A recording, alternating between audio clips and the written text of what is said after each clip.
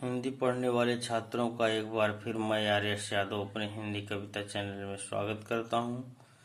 प्रिय छात्रों, आज हम आपको महाकवि सूरदास द्वारा रचित सूरसागर प्रबंध मुक्तक काव्य के पद नामक पाठ की 11वें पद अंतिम पद की व्याख्या करने जा रहा हूँ। इसे आप ध्यानपूर्वक देखें और सुनें। संदेशो देव की सो कहियो, हाँ तो धाई तिहारे सुत की दया करत ही रही हो। जदपि टेव तुम जानती उनकी तो मुई कहिया आओ। प्रात हो तो मेरे लाल लड़ते मक्खन रोटी बावे। तेल उबटनो अरुता तो जलता ही देखी बज जाते। जोई जोई मागत सोई सोई देती, क्रम क्रम करी के नहाते। सूरपथिक सुनो मोहि रैन दिन, बढ़त रहत उर सोच। मेरो अलक लड़े तो मोहन हुए हैं करत संकोच। अब आप शब्दार्थ पर ध्यान दीजिए। संदेशों का अर्थ है संदेश, कहियो का अर्थ है कह दीजिए, हाँ का अर्थ है मैं, धाई का अर्थ है पालन पोषण करने वाली माँ। तिहारे सुत मने आपके पुत्र की। यद्यपि का अर्थ है यद्यपि, यद्यपि अर्थात फिर भी। टेव का अर्थ है आदत।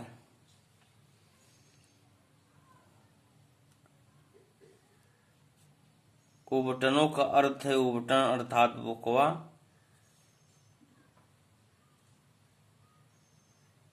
पथिक का अर्थ है राही। रैन दिन का अर्थ है, रैन का अर्थ है रात्रि, दिन का अर्थ है दिन। सोच का अर्थ है चिंता।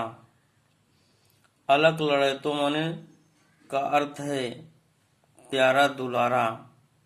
मोहन का अर्थ है श्री कृष्ण। संकोच का अर्थ है शर्माना। अब आप संदर्भ पर ध्यान दीजिए। प्रस्तुत पद हिंदी साहित्य गगन के उदंत मार्तंड कविकुल गुरु सरोवर के नीलोत्पल महाकवि सूरदास द्वारा रचित सूरसागर प्रबंध मुक्तक काव्य के पद नामक पाठ से लिया गया है। इसके रचयिता महाकवि सूरदास जी हैं। अब आप प्रसंग रूप में ध्यान दीजिए। प्रस्तुत पद में महाकवि सूरदास जी ने श्री कृष्ण की माता देवकी के पास मथुरा चले जाने के बाद माता यशोदा के स्नेह तथा उनकी पीड़ा का वर्णन किया है कवि ने। अब आप व्याख्या पर ध्यान दीजिए।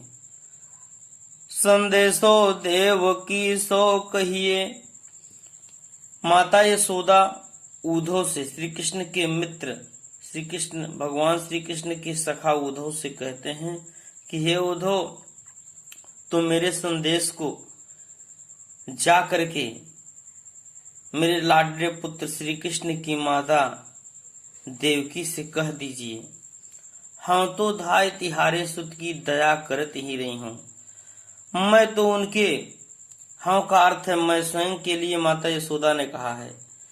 हाँ तो धाई, धाई अर्थात वह स्त्री जो दूसरे के पुत्र का पालन पोषण करे, अर्थात मैं तो उनके पुत्र की पालन पोषण करने वाली माँ हूँ, दया करत ही रही हूँ। वे हमारे ऊपर दया बनाए रखें। यद्यपि टेव तुम जानती उनकी तो मुहि कही आओ। हे उद्धव, यद्यपि माता देवकी, कृष्ण की माता देवकी कृष्ण के आदतों के विषय में भले ही क्यों न जानती हूँ, फिर भी तुम मेरे समाचार को ले जाकर के उनसे कह दीजिए। प्रात हो तो मेरे लाल लड़ते मक्खन रोटी भावे। प्रातः काल होते ही मेरे लाडले पुत्र श्री कृष्ण को मक्खन और रोटी बहुत ही अच्छे लगती थी। तेल उबटन वरुता तो जल ताही देखी भज जाते। जब उन्हें स्नान करने से पहले मैं तेल उबटन का मालिश करने के लिए उनके पास लेकर जाती थी तो इन सब चीजों को देखकर वो भाग जाते थे,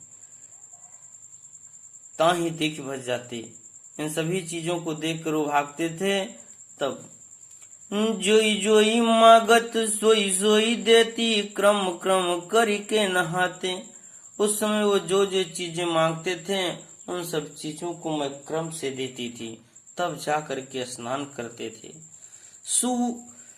सूरपतिक सुनु मोहि रैन दिन, बढ़त रहत उर सोच।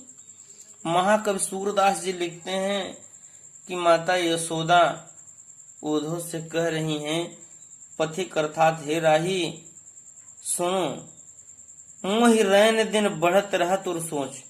रात दिन श्री कृष्ण के विषय में रात दिन सोचकर मेरी चिंताएं उनके प्रति और अधिक बढ़ती चली जा रही हैं। मेरो अलक लड़े तो मोहन होए हैं करत संकोच। हे उद्धव, मेरे लाडले पुत्र श्री कृष्ण वहां पर खाने पीने में भी संकोच करते होंगे, वो सही ढंग से खाते पीते भी नहीं होंगे।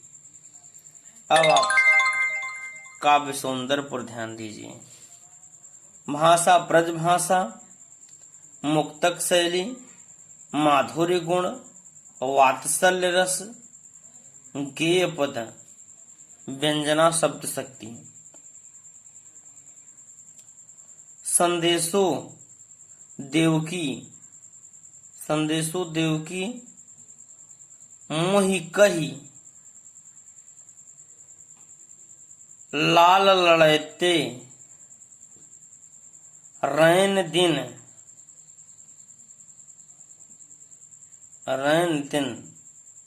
में क्रमशः द, ह, ल और न वर्ण की पुनरावृत्ति होने से यहाँ पर अनुप्रास अलंकार है। जोई जोई, सोई सोई, क्रम क्रम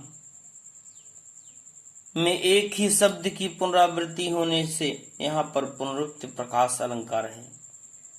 प्रिय छात्रों, इस प्रकार से यह पाठ यहीं पर समाप्त होता है। आप हमारे वीडियो को लाइक करें, शेयर करें और अपने खास दोस्तों के साथ ज़्यादा से ज़्यादा शेयर करें, उसे सब्सक्राइब करें और अन्य वीडियो प्राप्त करने के लिए हमारे चैनल के बेल आइकन को प्रेस करें। धन्यवाद।